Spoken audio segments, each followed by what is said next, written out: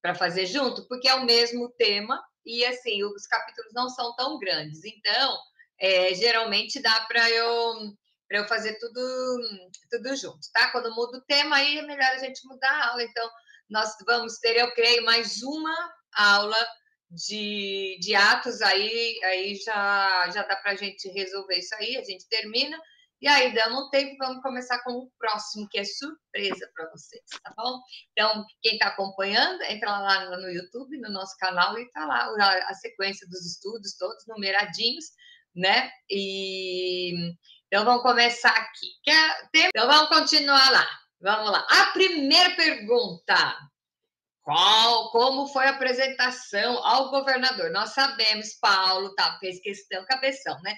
Fez questão de ir para Jerusalém, e aí ele foi, e agora ele está sofrendo as consequências. Os próprios judeus, olha que engraçado, os próprios judeus, de quem ele era, ou ele falou na defesa dele, lá, que ele foi criado, educado por Gamaliel, ele era o ó do Borogodó, lá, né, do Sinédrio, né? Ele era, papá.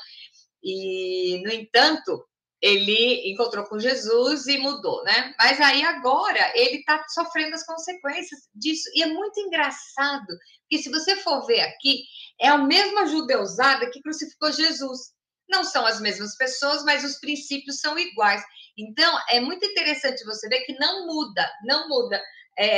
Os homens continuam trabalhando da mesma maneira e continuam errando da mesma maneira e continuam acertando da mesma maneira, porque ser humano é ser humano.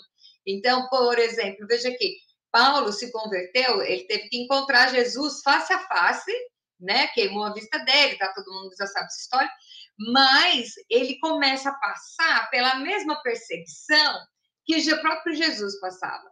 E não vamos esquecer que quando Jesus apareceu para ele estava com cartas de autorização para prender cristão, que era o pessoal do caminho, né? Não falava cristão ainda. E ele foi preparado por isso. Aí Jesus apareceu para ele e Jesus falou para ele assim: agora você vai saber o que é sofrer pelo meu nome. E aí nós entramos no mérito das consequências do que a gente fez. O que acontece isso? Não sei porquê, mas eu acho que eu tenho que explicar isso agora, que é muito interessante. Você tem o livre-arbítrio, você pode escolher que atitude você vai tomar, mas você não escolhe as consequências, certo? Então, é assim, vamos falar lá no ladrão da cruz. O ladrão da cruz, tinha dois, e um é bom, não, gente, o único bom lá era Jesus, né? Um lá chutando o pau da barraca e o outro se arrependeu e falou para Jesus, né? Lembra-te de mim. E Jesus não falou para ele assim: você se arrependeu? Que bom, então agradece, vai lá dar cesta básica para pobre e que tá tudo bem, faz o cursinho, batiza, lê a Bíblia inteira em um ano. Não, Jesus falou: ainda hoje estarás comigo no paraíso, e o cara morreu.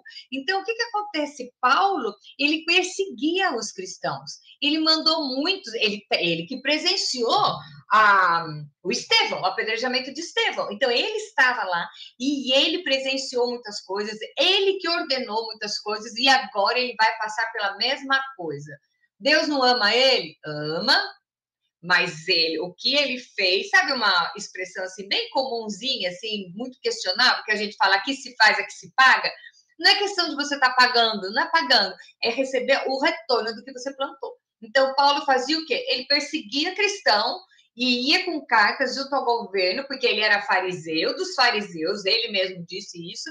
Então, o que acontece? Tudo que ele fazia, ele foi passar igual. Tá? E nós vamos ver que assim, os próprios judeus que eram da turminha dele, que ele era, é esse pessoal que começou a prender ele. Então você veja bem, Jesus passou por isso. E agora, aí ele mandou prender os cristãos e agora ele está passando por isso. Então, o que é? Não existe ação sem efeito. Cada ação tem a sua reação e Deus não está castigando ninguém, tá? É apenas a consequência do que você fez. Então, ele agora está lá, foi apresentado para o governador. Lembra que ele foi espancado, disseram que ia matar, aí quando o governador descobriu, o comandante descobriu que ele era romano, cidadão romano, pegou e falou, não, não, então a gente não pode tocar nele. Então agora ele está sendo a mesma coisa que aconteceu com Jesus. Os judeus estão levando ele para o governo romano, tá? Então, os judeus tinham a tradição deles. Se você quer entender bem, assista a série The Chosen, que explica muito bem qual que é a diferença da postura deles. Então, os judeus, eles são os religiosos, eles que estão certos, e pá, pá, pá, pá. E eles vivem subjugados ao governo romano. Então, o governo romano que legisla. Mas, enquanto não estão batendo de frente, está tudo certo. Só que agora, o que acontece? Os judeus estão levando Paulo para Roma, tá? Para o governo italiano. Por quê? Porque ele quer, de uma certa forma, ele quer fazer aparecer, eles querem fazer aparecer que o Paulo não é só culpado só perante os judeus. Então, eles querem mostrar que Paulo é culpado, inclusive, perante os romanos, tá? Que era quem governava. Então, vamos lá. Passando tudo isso, o que acontece aqui? 5 dias depois, desceu o sumo sacerdote Ananias. Não é o mesmo marido da Safira, tá? É outro. Com alguns anciãos e com certo orador chamado Tértulo, os quais apresentavam ao governador Libelo contra Paulo. Sendo esse chamado, passou Tértulo a acusá-lo, dizendo, excelentíssimo Félix era romano, tá? Tendo nós, por teu intermédio, gozado de paz e perene, também por teu providente cuidado, se terem feito notáveis reformas em benefício desse povo. Sempre, por toda boa parte, isso reconhecemos com toda gratidão. Bom, o cara quer dar o Paulo para o governador, e aí o que ele faz? Começa primeiro a bajular. Nós estamos trazendo aqui porque o senhor é muito bom, o senhor trata nosso povo muito bem, então acreditamos na sua justiça. É isso aqui que ele está falando, tá? E aí eles continuam.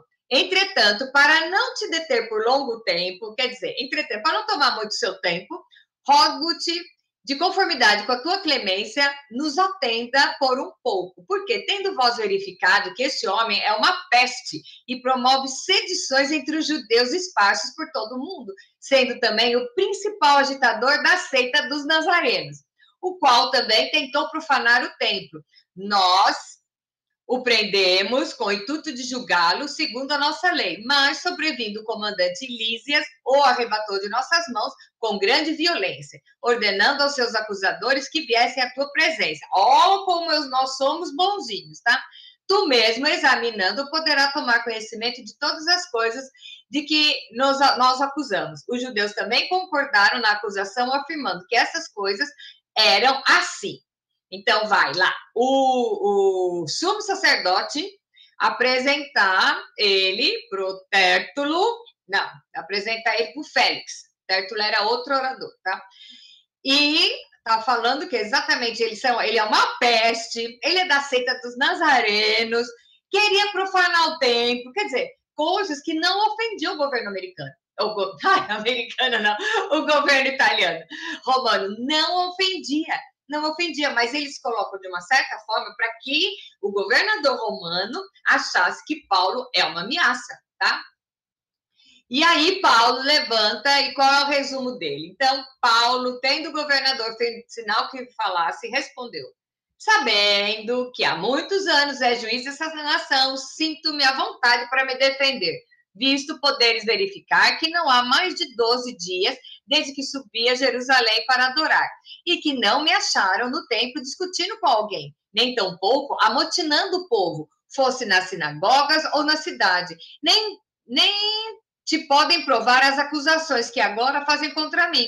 Porém, confesso que, segundo o caminho a que se chamam seita, assim eu sirvo a Deus, eu sirvo ao Deus de nossos pais, acreditando em todas as coisas que estejam de acordo com a lei e nos escritos dos profetas, tendo esperança de Deus, como também esses a têm, de que haverá ressurreição tanto de justos como de injustos.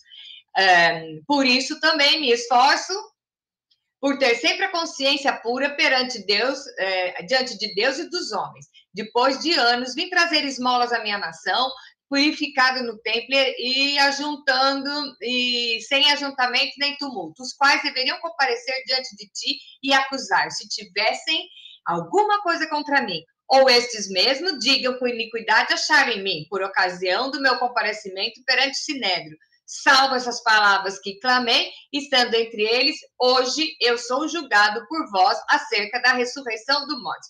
Eles não tinham o que falar, não tinham o que falar. Então, eles pegaram essa parte. Vocês lembram que nós estudamos já umas 2 aulas para trás, o que acontecia? Os 2 grupos, um que aceitava a ressurreição dos mortos e outro que não. Então, o que acontece? Morto não ressuscita, beleza. Aí vem Jesus e ressuscita. Jesus já era uma ameaça, de ameaça sobremaneira sobre o povo. E ele ressuscitou. Então, o que Paulo prega é a ressurreição. Foi nesse ponto que eles pegaram para bater de frente e apresentar ele para o governo romano, tá? E olha o que Félix fez, gente. Então, Félix, conhecendo mais acuradamente as coisas com respeito ao caminho, adiou a causa, dizendo: quando descer o comandante Lísias, tomarei inteiro conhecimento do vosso caso. E mandou o centurião que conservasse a Paulo detido, tratando com indulgência e não impedindo que os seus próprios o servissem. Bom, fazer um parênteses aqui. Félix, ele conhecia o caminho. Os cristãos naquela época eram chamados de caminho. Ele conhecia. Então, se ele conhecia, ele pegou leve. Ele tirou o pé do acelerador e ele falou, bom, vamos deixar para resolver isso com outra, vamos dizer assim, em outro momento, quando tiver mais argumentos. Por quê? Eu conheço o caminho. Então, eu vou falar para você, já começa aqui. Nunca na sua vida perca uma oportunidade de falar do amor de Cristo, da ressurreição dele e do amor que ele teve por nós. Não importa a situação, se você vai falar, a pessoa vai escutar ou não. Quem faz a palavra crescer, quem faz a semente crescer é o Espírito Santo. A sua função é só falar. Então, esse aqui, ele era comandante ele era governador, Félix era governador romano, e, no entanto, ele conhecia o caminho. Então, ele falou, não vou entrar de solo, porque vai que esse povo tá certo. Lembra de Herodes? O que Herodes fez com João Batista? Tá? E ele não queria matar João Batista. Ele fez porque ele estava bêbado lá e a mulher pediu, mas ele não queria porque ele conhecia a verdade. Então, o que acontece? Até no último momento, a pessoa ouviu, Deus vai dar uma oportunidade. E Deus dá uma oportunidade para todos, porque Deus amou a todos, porque o filho dele morreu por todos. Então, qual é a minha função e a sua? Fala. A tempo e fora de tempo. Fala o resumo. Porque aqui, ó, Paulo vai ser beneficiado porque o Félix já tinha ouvido falar do caminho. Então, eu pergunto para você e para mim, a minha vizinha aqui da rua, será que ela sabe a fé que eu tenho, a fé que eu professo, em que eu acredito? Será que eu estou sendo um testemunho legal para minha vizinha ou eu estou varrendo a minha calçada e jogando lixo na calçada dela? Isso funciona no Brasil, né? Aqui não tem isso. Mas vocês entendem, né? Então, a minha vizinha pode olhar e falar assim, e ter vontade de conhecer a minha vida, porque ela acha que eu sou próspera, e próspero não estou falando de riqueza, não, estou falando próspero de prosperidade mesmo, né? De paz, de tranquilidade, que Deus conserta a vida da gente. Então, é assim, ó, esse pouco versículo aqui, que o Félix conhecia acuradamente as coisas a respeito do caminho, é porque alguém falou para ele. Alguém falou para ele e o negócio ficou lá martelando na cabeça dele. Então, a sua função é falar. Quem convence é o Espírito Santo. E aí nós vamos lá perguntar, e quem era Drusila? Passados alguns dias, vindo Félix com Drusila, sua mulher, que nomezinho, hein? Que era judia, mandou chamar a Paulo e passou a ouvi-lo a respeito da fé em Cristo. Gente, quando ele descobriu que Paulo, que era judeu, que fariseu dos fariseus, estudou com Gamaliel, todo aquele histórico lá, estava falando sobre o caminho, o que ele fez? Trouxe a mulher e botou Paulo para explicar para os dois, falar sobre a fé em Cristo. Que legal! ele encontrou como descobrir detalhadamente essa história que vinha no caminho. Só que ele pegou e mandou chamar a esposa dele. E os dois foram escutar. Não sei se, de repente, ela ouviu primeiro e contou para ele, porque você sabe, né? Mulher, quando descobre o negócio, fica falando até o marido decorar, né? Então, eu não sei se ela fez isso, mas aí ele trouxe, em outro momento, antes do julgamento, trouxe a sua mulher.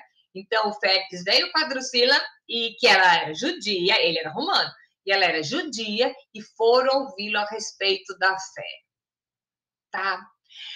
E aí, o que Félix sentiu depois de ouvir a Paulo? Olha só. Dissertando acerca da justiça, do domínio próprio e do juízo vindouro, ficou Félix amedrontado e disse: por agora pode retirar-te, e quando eu te ver vagar, chamar-te-ei, esperando também ao mesmo tempo que Paulo lhe desse dinheiro, pelo que, chamando mais frequentemente conversava com ele. 2 anos mais tarde, Félix teve por sucessor o Pórcio Festo, e querendo Félix assegurar o apoio dos judeus, manteve Paulo encarcerado. Ok, ele não gostou do que ele estava ouvindo, mas aquilo já estava martelando na cabeça dele.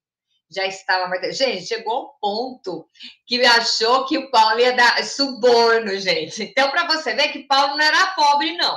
Oh, mas eu ouvi que todo mundo que é crente, para ser bonzinho, né, tem que passar miséria. Conversa, essa história de que a salvação veio pela miséria foi uma falácia criada na Idade Média, quando a igreja estava atrelada com o Estado, tá? Então, o que acontece? Paulo trabalhava, ele fazia tendas e ele tinha grana. Se não, veja bem, se ele fosse um pé rapado, o tal do Félix não ia ficar esperando receber dinheiro de suborno. É ou não é? Então tá. Mas aí o que aconteceu? Ele ficou 2 anos e o Félix mandou que ele tinha que ficar mais 2 anos encarcerado. Quer dizer, ele ficou preso 2 anos mais tarde, tá bom? E aí, Festo, no governo, o que os sacerdotes pediram para o Festo? Então, entendeu? Félix, acabou o tempo do Félix, aí veio o Festo. Tendo, pois, Festo assumindo o governo da província 3 dias depois subiu de Cesareia para Jerusalém. E logo os principais sacerdotes e os maiorais dos judeus lhe apresentaram queixa contra Paulo e lhe solicitavam, pedindo como favor, em detrimento de Paulo, que o mandasse vir a Jerusalém, armando eles uma cilada para matar na estrada. Quer dizer, ele ficou preso, ninguém fez nada com ele? Não, então manda de volta que a gente vai armar uma cilada. Isso já era no governo de Festo, 2 anos depois que ele foi preso por Félix, tá bom? E aí, Festo, porém, respondeu achar-se Paulo detido em Cesareia e que ele mesmo, muito em breve, partiria para lá. Portanto, disse ele, os que entre vós estiverem habilitados, desçam comigo. E havendo contra esse homem qualquer crime, acusem-no. E não se demorando entre eles mais de 8 ou 10 dias, desceu para Cesareia e no dia seguinte, assentando-se no tribunal, ordenou que Paulo fosse trazido. Comparecendo esse, rodearam os judeus que haviam descido de Jerusalém, trazendo muitas e graves acusações contra ele, e as quais, no entanto, não podiam provar. Nós já vimos isso. Nós já vimos isso com o próprio Paulo, nós vimos com Jesus, depois nós vimos isso com o próprio Paulo, ele já estava acostumado, tá? E aí Paulo vai se defender. Foi chamado, né, para ser julgado, viu? Que assim, eles tinham acusações, chamaram toda a judeusada que podia ser do time do contra, e graves acusações, não podiam provar, então metade das coisas era mentira, tá? E aí Paulo levanta e se defende, ele está lá num julgamento diante do Festo, tá?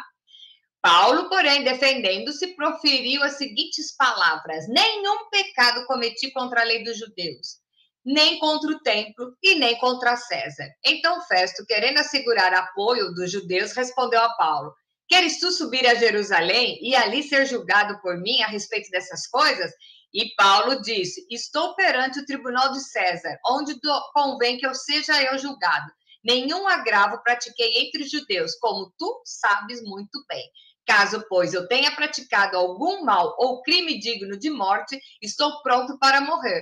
se pelo contrário não são verdadeiras as coisas de que me acusam. Ninguém, para lhe ser agradável, pode entregar-me a eles. E eu apelo para César.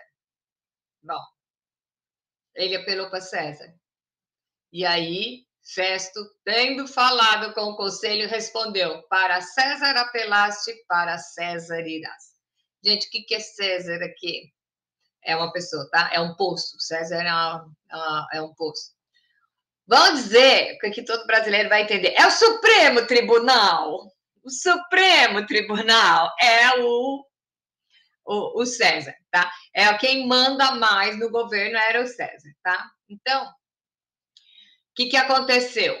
Passado alguns dias, o rei Agripa e Berenice, aí você começa a ver as mulheres, as esposas aparecendo, tá? Então, Berenice chegaram em Cesareia a fim de saudar Festo, certo? O Agripa, tá? Como se demorasse ali alguns dias, Festo expôs ao rei o caso de Paulo, dizendo: Félix deixou aqui preso certo homem, a respeito de quem os principais sacerdotes e os anciãos dos judeus apresentaram queixa, estando eu em Jerusalém, pedindo que o condenassem. A eles respondi que não é costume dos romanos condenar quem quer que seja, sem que o acusado tenha presente os seus acusadores e possa defender-se da acusação. De sorte que, chegando eles aqui, juntos, sem nenhuma demora, no dia seguinte, assentando-me no tribunal, determinei que fosse trazido o homem. E levantando-se os acusadores, nenhum delito referiram dos crimes que eu suspeitava. Traziam contra ele algumas questões referentes à sua própria religião e, particularmente, a certo morto, chamado Jesus, que Paulo afirmava estar vivo. Então, estando em perplexo quanto ao modo de investigar essas coisas, perguntei se queria ir a Jerusalém para serem julgados a respeito disso.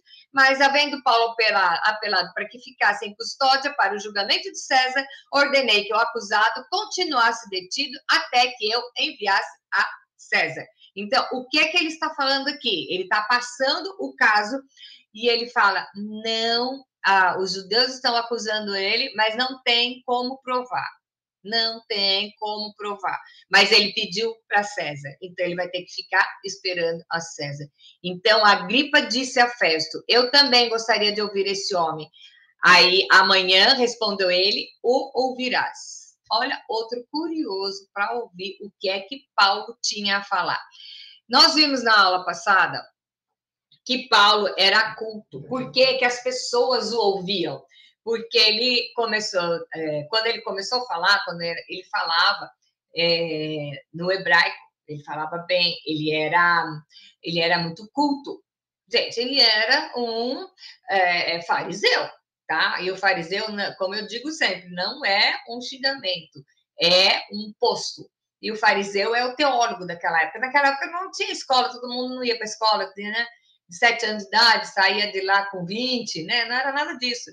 E eles aprendiam em casa e somente os mais que tinham capacidade podiam exercer lugar de autoridade no meio, né? Porque não estudavam, quem estudou acabava entrando em cima. Por isso que os escribas eram o que copiavam a lei. E os escribas eram alfabetizados, mas não todos eram. Então, o que acontece? Paulo estava capacitado para falar tanto dos judeus, tanto para o povo, os que não eram judeus, e ele era para falar às autoridades, ele tinha como falar às autoridades, ele era uma pessoa extremamente culta. E aí eu pergunto de novo, vamos lá, você está preparado para defender sua fé? Você sabe que, sim, se você precisar defender a sua fé para o cara que corta a sua grama, para o gerente do seu banco, para a secretária do médico que você vai, para um juiz que de repente está num restaurante do seu lado. Você tem capacidade para defender a sua fé em qualquer ambiente? Isso é muito interessante, porque uma pessoa não vai ouvir nada que venha de uma pessoa que não conhece nada. Um drogado, ele não vai me ouvir. Porque ele vai falar o quê? Ah, essa daí não sabe o que é droga, não sabe o que é. Ele chama... Aliás, meu testemunho de vida, gente, é tão sem graça, porque eu não saí da igreja, eu não me prostituí, eu não usei droga, eu nunca nem desviei da igreja, nunca nem saí de lá, então pode dizer que meu testemunho é sem graça. Mas eu quero saber isso. E se você, por onde você andar, você tem capacidade para falar, defender a sua tese, que é a sua salvação, o plano da salvação para frente de qualquer pessoa. Então, o drogado, ele não vai me ouvir, mas ele vai ouvir um cara que foi drogado que se converteu. Sim, porque eles falam a mesma língua, entendeu? Não estou falando que é para você ir lá usar droga, tá?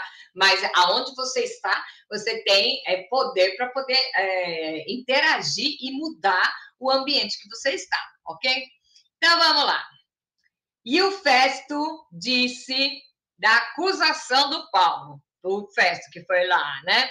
De fato, no dia seguinte, vindo Agripa e Berenice com grande pompa, tendo eles entrado na audiência juntamente com os oficiais superiores e homens eminentes da cidade, Paulo foi trazido por ordem de Festo. Então disse Festo, rei Agripa, e todos vós que estáis presentes conosco, vedes esse homem, por causa de quem toda a multidão de judeus recorreu a mim, tanto em Jerusalém como aqui, clamando que não convinha que ele viesse mais. Porém, eu achei que ele nada praticara possível de morte. Entretanto, tendo ele apelado para o imperador, resolvi mandá-lo ao imperador. Contudo, a respeito dele, nada tenho de positivo que escreva ao soberano. Por isso, eu trouxe a vossa presença e mormente a tua.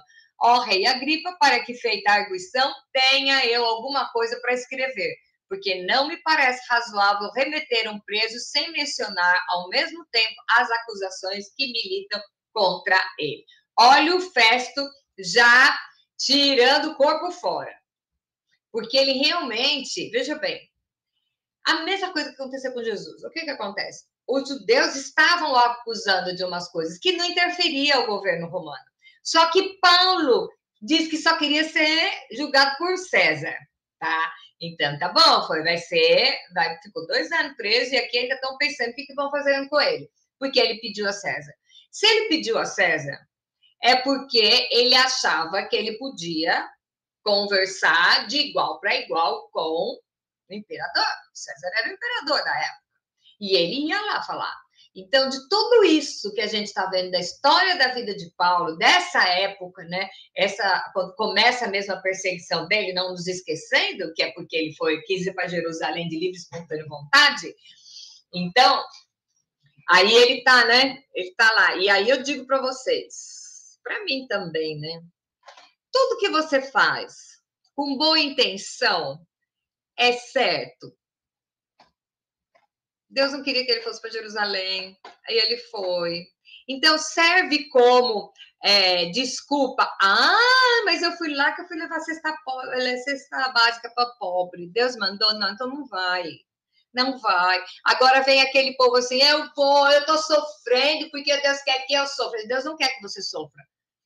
Porque ele mandou o filho dele morrer na cruz para que você tenha a vida em abundância. Tá? Não é para você sofrer, você não é obrigado a estar sofrendo. Deus ama você no sofrimento, mas ele ama do mesmo jeito quando não está, porque o amor dele não depende do que você faz, depende do que ele é. Deus é amor. E não é que ele tem amor, ele é amor, independente do que eu sou. Então, o que acontece? Nós vemos isso, gente, muito nas igrejas. A pessoa é cabeçuda. Ai, você viu perseguição por amor de Cristo, que aí vai ser bom. Não, de repente Deus não quer isso. Por que você quer ter só... quer ver? Porque aqui a gente sofre muito, a gente fica andando para até chegar em Canaã na vida eterna. Eu sofro mesmo, vou descansar só na vida eterna. Porém, então, cabeçuda, né? Porque eu já quero ter a vida abundância desde aqui. Porque Jesus garantiu isso para mim. Então, ele deixou as promessas. Então, o que acontece? Você quer sofrer? Ok, vai sofrer. Mas não é necessário. Deus não quer que você sofra. Ele te dá força para suportar as provas. Tá? Agora, existem lutas que nós vamos buscar. Então, nós vamos buscar, aí depois fala, ai, Deus, ajuda aí, né? Então, conheci uma moça que ela foi casar, E eu perguntei para ela, nossa, que legal, né? Você orou antes? Ah, eu não vou orar, não. A gente casa e depois, falei, depois aí pede para Deus consertar, né? Então é bem assim que o povo faz. Então, aonde nós estamos? Qual é o seu nível de identidade? Você acha que você tem que sofrer, que ser perseguido? Ok.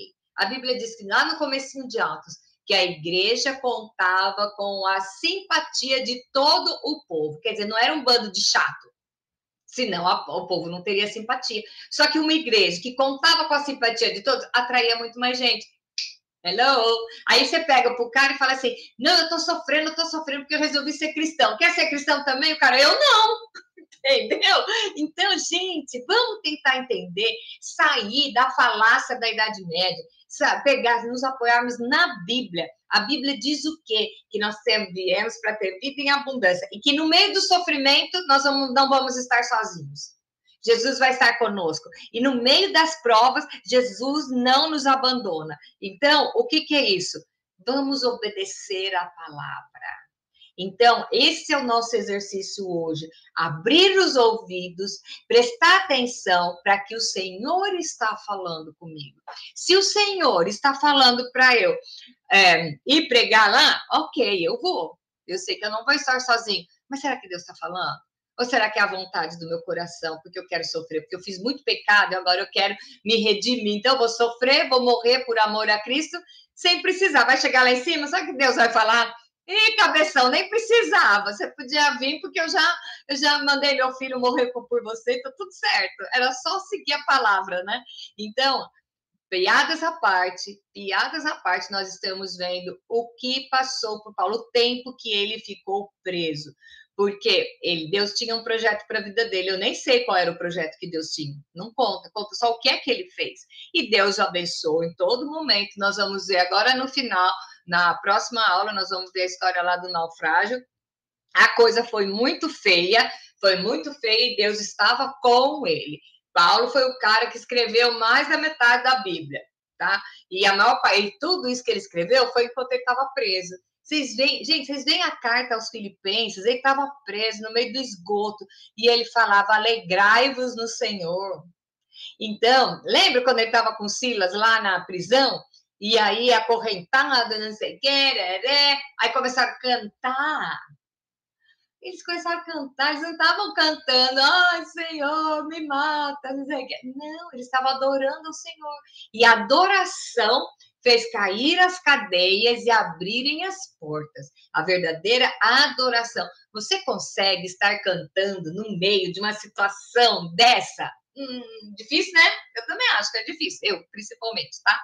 Então, Jesus fala, no mundo tereis aflições. Isso quer dizer que a vida com Cristo não é um mar de rosas, mas tem de bom ânimo, quer dizer, fique animado, porque eu venci o mundo. Então, eu venci, você também vai vencer. Então, vamos observar, olhando a palavra, estudando a vida de cada um e ver o que eu posso tirar para a minha vida com a experiência dele. Eu amo a Bíblia, porque uma das coisas, um dos fatores é o seguinte: a Bíblia mostra os defeitos dos heróis da fé, porque eles são gente como a gente. Então você fala, puxa vida, não era um santo, né? Que não fazia nada, pensava do jeito que eu penso, cometia os mesmos erros e, no entanto, foi chamado de homem segundo o coração de Deus, foi chamado do pai da fé e tinha defeitos, porque eu e você temos defeitos. Mas quanto mais nos aproximamos de Cristo, maior nós vemos ele e menor nós nos achamos. Então, vamos sentar no colo dele. Vamos evitar problemas e lutas dispensáveis na nossa vida.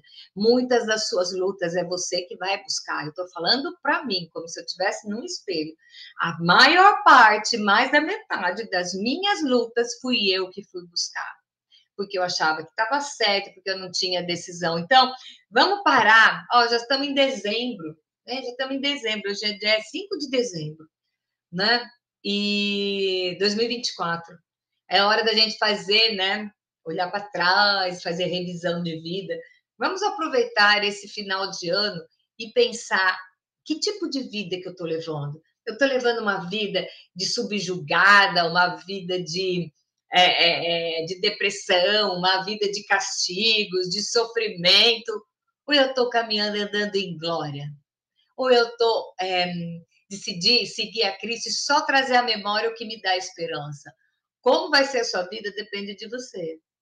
Eu sou do time que eu não quero chorar. Eu sou do time que eu quero ter a vida em abundância. Agora, você quer sofrer? Ok, sofra. Essa decisão é sua. Mas a salvação não é de acordo com os méritos. Quanto mais você sofreu, vai contando ponto, aí você vai ser salvo. Não, porque a salvação não depende de você. Então, essa história de aceitei Jesus, encontrei Jesus, conversa, cabeção, porque Jesus estava lá, quem estava perdido era você. Entendeu? Eu que estava perdida, eu não fui achar Jesus. Ele que me achou. Independente do que eu faço. Foi o amor dele por mim. E agora encontrei com Jesus, hein? Vamos desenvolver a nossa salvação dia a dia, pegando nas lutas, aprendendo, mas andando em vitória, porque nós sabemos que no fim, quem é que vai estar lá na frente? Jesus, com o braço aberto, falando: vem, minha filha, entra no gozo do seu Senhor. Ai, gente, já pensou? Já pensou que cena? E nós vamos ver isso só uma vez, tá? Porque a gente só morre uma vez. Então você vai, se prepare para ter essa experiência, entrar e ser recebido pelo Pai. Ai, Senhor, é isso aí. Gente, já me empolguei, já a gente começa o culto, canta um hino, vamos passar para, né, os avisos, vamos passar para os avisos, então, domingo que vem. Então, gente, Deus abençoe a sua vida, que essa lição seja para você ver, não achar que o livro, o final de Atos é chato, porque conta a mesma coisa. Não, o que eu posso aprender com isso? Olha quanta coisa nós tivemos aqui. Então, que sirva para mim, para você, para a gente poder dar um passo mais, desenvolvendo a nossa salvação e juntos chegarmos lá. Um beijo grande para vocês. Vejo vocês no próxima semana. Bye, bye!